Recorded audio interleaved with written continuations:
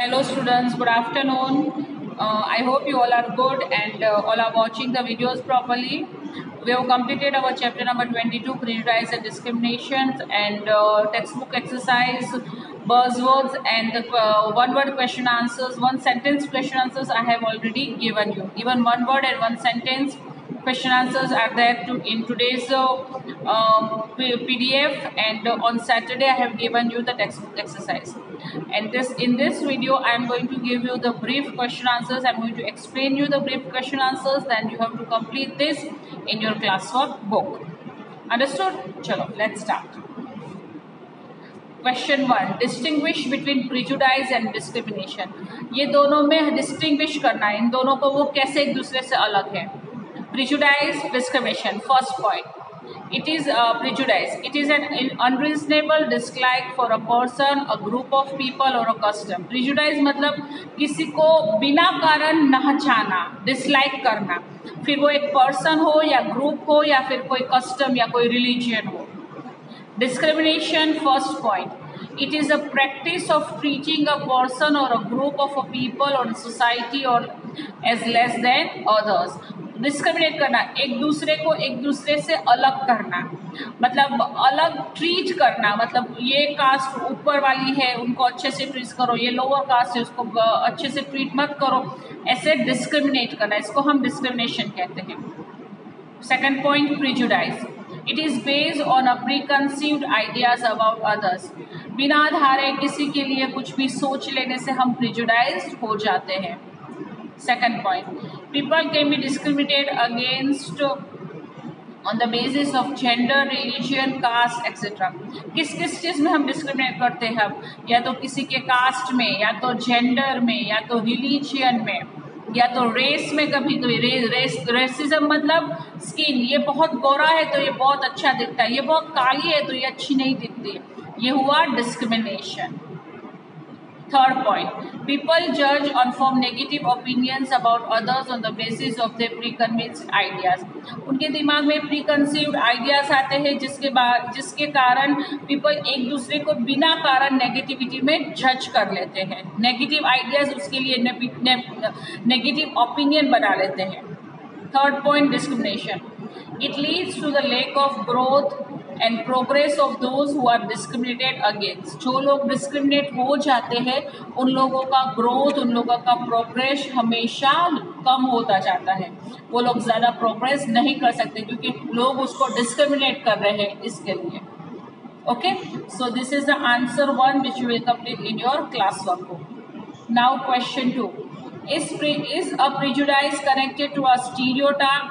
If yes, why? How? क्या prejudice stereotype के साथ कनेक्टेड है? अगर यस तो कैसे? Answer 2, yes, prejudice is connected to a stereotype. Prejudice is an unreasonable dislike about others in the same way stereotype is fixed idea or image for others. Yes, prejudice और stereotype almost similar है. Prejudice मतलब किसी के लिए अनचाही unreasonable dislike करना, okay, और stereotype almost वही है कि हमारे मन में एक प्रीकंसीव्ड आइडियाज हो जाता है कि ये काम बॉय कर सकता है, ये काम गर्ल कर सकती है, खाना तो सिर्फ लेडीज बनाती है, बाहर काम करने तो सिर्फ जेंट्स आ सकते हैं. तो ये हमारे दिमाग में एक डिसलाइक, एक ऐसा थॉट आ गया जिसको हम स्टीरियोटाइप कहते हैं. तो prejudice and stereotype is almost connected है एक दूसरे के साथ. Okay, now third, how did the caste system lead to the discrimination of certain section of people in the society? Okay, caste system किस तरह से डिस्क्रिमिनेट करते हैं हमारे सोसाइटी में, किस तरह से करते हैं, ये हमें यहाँ पे हमारी टेक्स्ट बुक का ये आंसर है जो आपको अपने क्लासवर्क में लिखना है. The first 3 caste, Brahmins, Kshatriyas and Vaishyas, begin to consider themselves superior to other lower cast.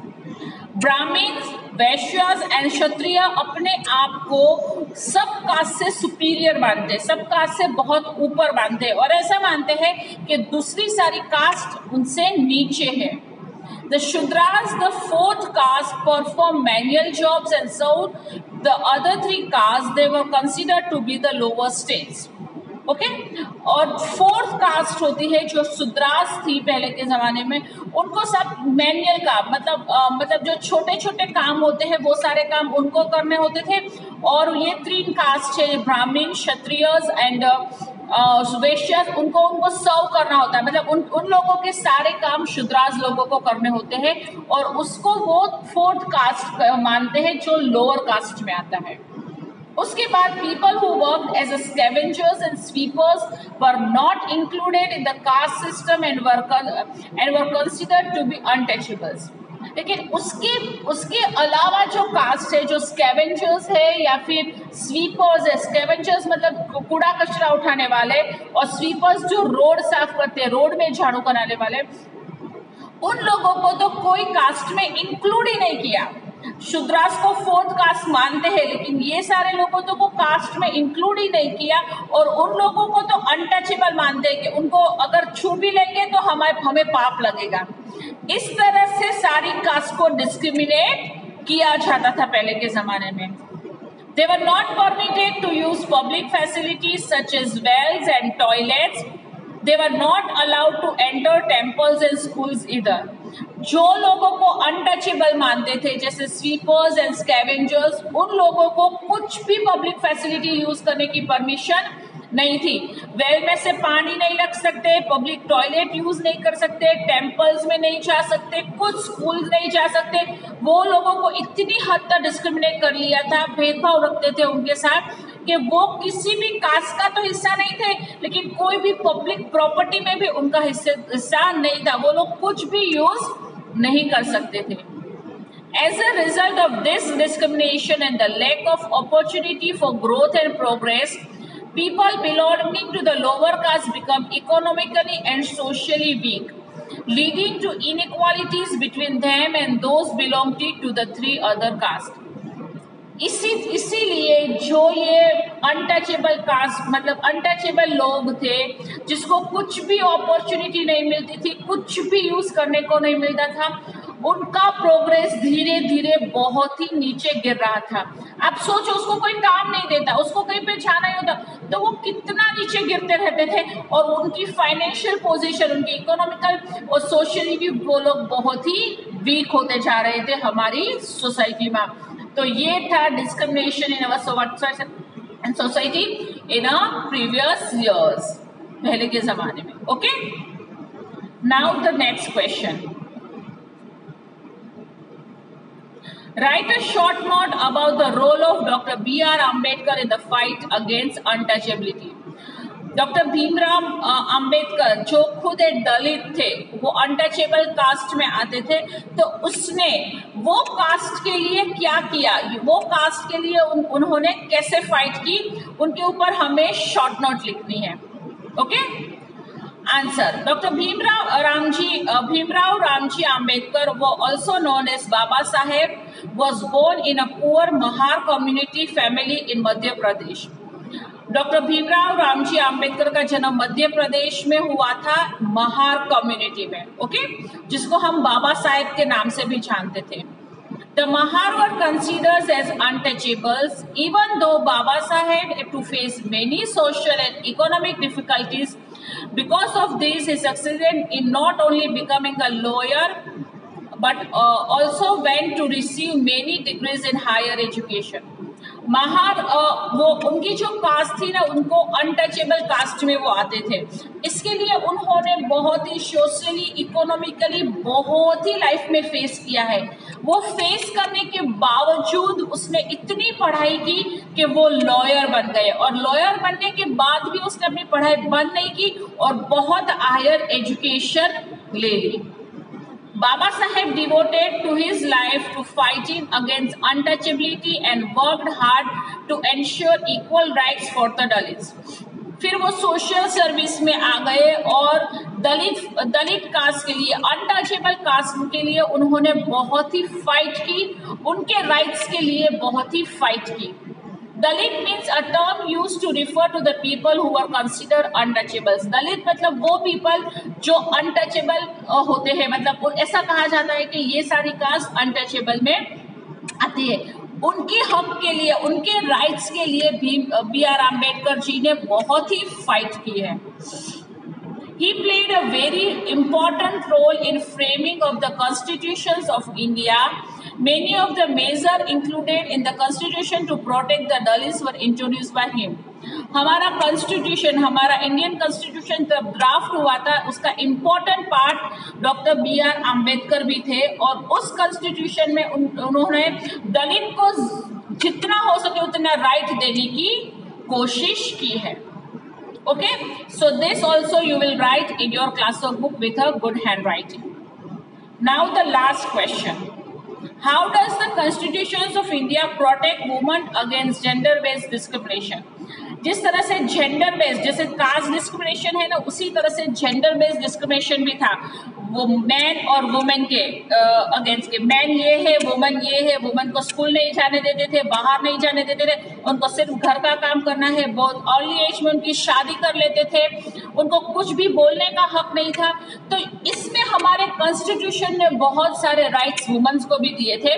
वो सब क्या थे? Let's start. There are various provisions within the Constitution of India which aim at protecting women from any form of gender-based discrimination. बहुत सारे ऐसे constitutions में provisions मतलब points थे जो जेंडर बेस्ड डिस्क्रिमिनेशन में वुमेन्स के राइट्स के लिए है. Women have equal status with man before law. कोई भी चीज में वुमेन मैन से कम नहीं है, ये हमारी लॉ हमें कहती है.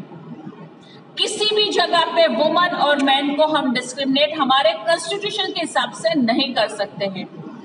A certain number of seats are reserved for women in a local self government bodies. कोई ऑफिस में हो, बसेस में हो, हर एक स्कूल्स में हो, हर एक जगह पर कोई सीट होती है, मतलब थोड़ी सीट्स ऐसी होती है जो वुमेन के लिए रिजर्व होती है. उस जॉब में वुमेन के अलावा कोई नहीं आ सकता. ऐसी हर एक लोकल सेल्फ गवर्नमेंट बॉडीज में वुमेन के लिए सीट्स रिजर्व होती है. रिजर्व मतलब फिक्स हो जाना. Man and woman have to be paid equal wages for equal work. जो काम करता है, अगर वो दोनों का काम एक समान है तो दोनों को एक समान वेजेस मिलने चाहिए, मतलब दोनों को एक समान सैलरी मिलनी चाहिए. ऐसा नहीं कि मैन को ज्यादा मिले और वुमेन को कम मिले. अगर दोनों का काम सेम है तो वेजेस भी दोनों को सेम मिलनी चाहिए. ये सारे पॉइंट्स हमारे कॉन्स्टिट्यूशन वुमेन राइट्स के लिए बनाए हैं.